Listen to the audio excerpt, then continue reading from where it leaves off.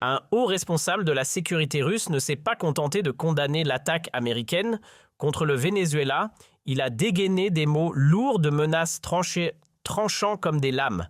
Ce n'est plus de la diplomatie, c'est un signal d'alarme, une mise en garde rugissante qui a franchi les frontières de Caracas pour faire écho dans le monde entier. La réponse de la Russie à l'opération américaine au Venezuela est arrivée avec force. Dmitri Medvedev, vice-président du Conseil de sécurité russe et proche allié du président Vladimir Poutine, a publié une déclaration publique cinglante quelques heures après l'attaque. Medvedev a accusé Washington d'avoir mené ce qu'il a appelé un acte d'agression contre un pays indépendant qui ne représentait aucune menace directe pour les États-Unis. Il a décrit l'opération comme une saisie violente d'un dirigeant légalement élu, menée, a-t-il dit, sous la bannière de ce que l'on appelle le droit international. Il a également souligné ce qu'il a décrit comme le silence de l'Europe, affirmant que les capitales démocratiques ont rapidement détourné le regard pendant que les États-Unis agissaient de manière décisive en Amérique latine. Medvedev a ensuite tourné son attention ailleurs, se moquant du leadership ukrainien et accusant Washington de priorités mal orientées. Ses remarques étaient teintées de sarcasme visant à la fois Kiev et ses soutiens occidentaux. Mais c'est sa conclusion finale qui a attiré le plus d'attention. Medvedev a soutenu que les événements à Caracas prouvent une chose avant tout, que tout pays souhaitant se protéger doit renforcer son armée au maximum. Selon Medvedev, la seule garantie contre l'intervention étrangère est un arsenal nucléaire. Il a terminé sa déclaration par une phrase qui a immédiatement déclenché des sonnettes d'alarme bien au-delà de la Russie. Vive les armes nucléaires! Un haut responsable de la sécurité russe ne s'est pas contenté de condamner l'attaque américaine contre le Venezuela. Il a dégainé des mots lourds de menaces tranchants comme des lames. Ce n'est plus de la diplomatie, c'est un signal d'alarme, une mise en garde rugissante qui a franchi les frontières de Caracas pour faire écho dans le monde entier. La réponse de la Russie à l'opération américaine au Venezuela est arrivée avec force. Dmitri Medvedev, vice-président du Conseil de sécurité russe et proche allié du président Vladimir Poutine, a publié une déclaration publique cinglante quelques heures après l'attaque. Medvedev a accusé Washington d'avoir mené ce qu'il a appelé un acte d'agression contre un pays indépendant qui ne représentait aucune menace directe pour les États-Unis. Il a décrit l'opération comme une saisie violente d'un dirigeant légalement élu, menée, a-t-il dit, sous la bannière de ce que l'on appelle le droit international. Il a également souligné ce qu'il a décrit comme le silence de l'Europe, affirmant que les capitales démocratiques ont rapidement détourné le regard pendant que les États-Unis agissaient de manière décisive en Amérique latine. Medvedev a ensuite tourné son attention ailleurs, se moquant du leadership ukrainien et accusant Washington de priorités mal orientées. Ses remarques étaient teintées de sarcasme visant à la fois Kiev et ses soutiens occidentaux. Mais c'est sa conclusion finale qui a attiré le plus d'attention. Medvedev a soutenu que les événements à Caracas prouvent une chose avant tout, que tout pays souhaitant se protéger doit renforcer son armée au maximum.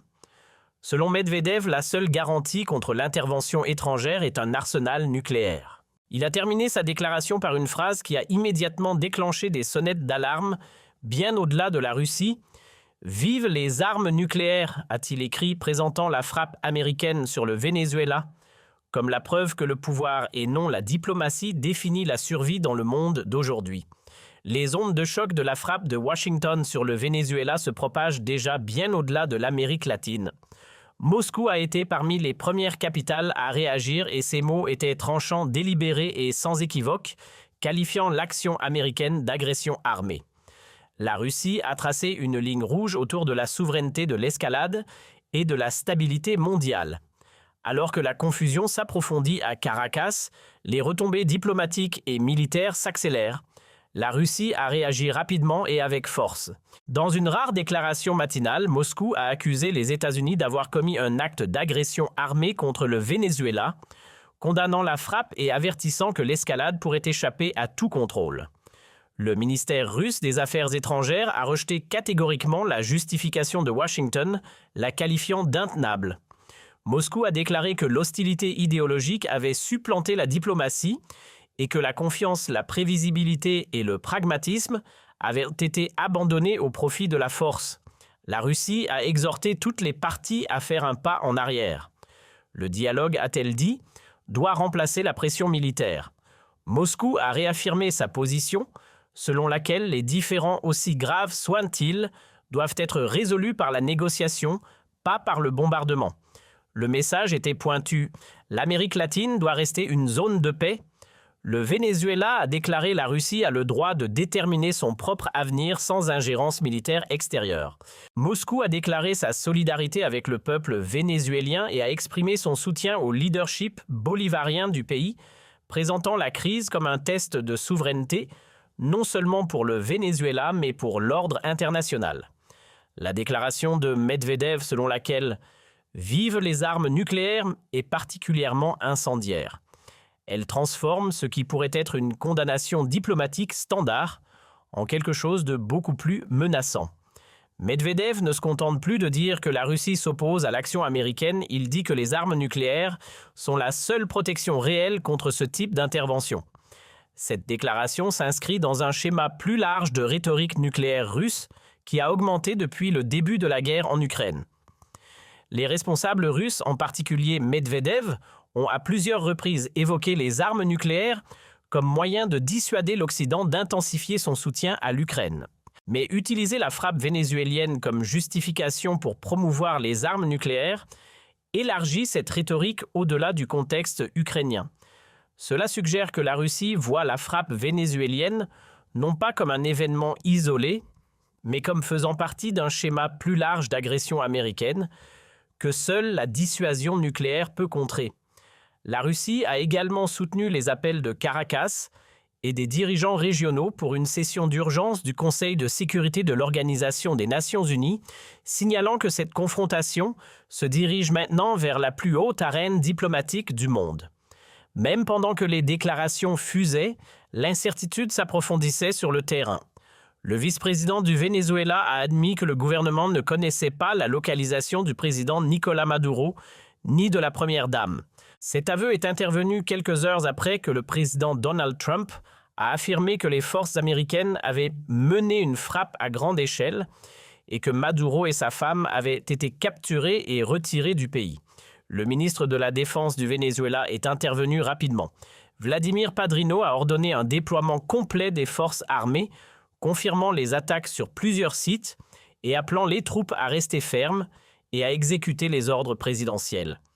L'ambassade de Russie à Caracas affirme qu'elle reste opérationnelle en contact constant avec les autorités vénézuéliennes et les citoyens russes. Moscou signale qu'aucune victime parmi les ressortissants russes n'est à déplorer pour l'instant. Mais l'avertissement reste du point de vue de Moscou, ce n'est pas une frappe isolée, c'est un précédent dangereux qui risque d'entraîner la région et le monde dans une confrontation plus profonde. L'appel de la Russie pour une session d'urgence du Conseil de sécurité de l'ONU est significatif. Le Conseil de sécurité est le principal organe de l'ONU responsable du maintien de la paix et de la sécurité internationale. Une session d'urgence forcerait les États-Unis à justifier leurs actions devant la communauté internationale. La Russie, en tant que membre permanent du Conseil de sécurité avec droit de veto, est dans une position forte pour façonner le récit. Elle peut bloquer toute résolution qui tenterait de justifier ou de légitimer l'action américaine. Elle peut également utiliser le forum pour présenter les États-Unis comme un agresseur violant le droit international. Les forces armées nationales bolivariennes ont informé le monde entier qu'aux premières heures d'aujourd'hui, 3 janvier, le peuple vénézuélien a été soumis à l'agression militaire la plus criminelle par le gouvernement des États-Unis d'Amérique. Jusqu'à présent, la barbarie des forces d'invasion qui ont profané notre sol sacré dans les zones de Fortuna de Caracas et des États de Miranda d'Aragua et de La Guaira a atteint le point de frapper avec leurs missiles et leurs roquettes tirées depuis des hélicoptères de combat des zones résidentielles peuplées de civils. Nous recueillons actuellement des informations concernant les blessés et les morts. Le Venezuela a publié sa première réponse après que l'armée américaine a attaqué la nation latino-américaine dans la nuit de samedi sur ordre du président Donald Trump. Le président vénézuélien Nicolás Maduro a déclaré l'état d'urgence à la suite de l'attaque américaine. Maduro a en outre ordonné que tous les plans de défense nationale soient mis en œuvre. Le ministère des Affaires étrangères vénézuélien a révélé qu'il appelle désormais également toutes les forces nationales à intensifier les plans de mobilisation. Dans une déclaration, le ministère vénézuélien des Affaires étrangères a déclaré « La République bolivarienne du Venezuela rejette, répudie et dénonce devant la communauté internationale l'agression militaire extrêmement grave perpétrée par le gouvernement actuel des États-Unis d'Amérique contre le territoire et la population vénézuélienne dans les emplacements civils et militaires de la ville de Caracas, capitale de la République, ainsi que dans les États de Miranda d'Aragua et de La Guaira. Cet acte constitue une violation flagrante de la Charte des Nations Unies, en particulier de ses articles 1 et 2, qui consacrent le respect de la souveraineté, l'égalité juridique des États et l'interdiction du recours à la force. Une telle agression menace la paix et la stabilité internationale, spécifiquement en Amérique latine et dans les Caraïbes, et met en grave danger la vie de millions de personnes. L'objectif de cette attaque n'est autre que de s'emparer des ressources stratégiques du Venezuela, en particulier son pétrole et ses minéraux, tentant de briser l'indépendance politique de la nation par la force. Ils ne réussiront pas. Après plus de 200 ans d'indépendance, le peuple et son gouvernement légitime restent fermes dans la défense de la souveraineté et du droit inaliénable de décider de leur propre destin. La tentative d'imposer une guerre coloniale pour détruire la forme républicaine de gouvernement et forcer un changement de régime en alliance avec l'oligarchie fasciste échouera comme toutes les tentatives précédentes. Pendant ce temps, des rapports ont suggéré que Maduro a fui son palais présidentiel après les frappes américaines. Des chars militaires sont descendus dans les rues de Caracas au palais présidentiel. Le président vénézuélien Nicolás Maduro a ordonné que tous les plans de défense nationale soient mis en œuvre au moment et dans les circonstances appropriées, en stricte conformité avec les dispositions de la Constitution de la République bolivarienne du Venezuela. À cet égard, le président Nicolás Maduro a signé et ordonné la mise en œuvre du décret déclarant un état de commotion externe sur tout le territoire national pour protéger les droits de la population. Le plein fonctionnement des institutions républicaines est pour procéder immédiatement à la lutte armée. Le pays entier doit s'activer pour vaincre cette agression impérialiste. De même, il a ordonné le déploiement immédiat pour la défense globale de la nation et des organes de direction pour la défense globale dans tous les États et municipalités du pays. En stricte conformité avec l'article 51 de la Charte des Nations Unies, le Venezuela se réserve le droit d'exercer une défense légitime pour protéger son peuple, son territoire et son indépendance.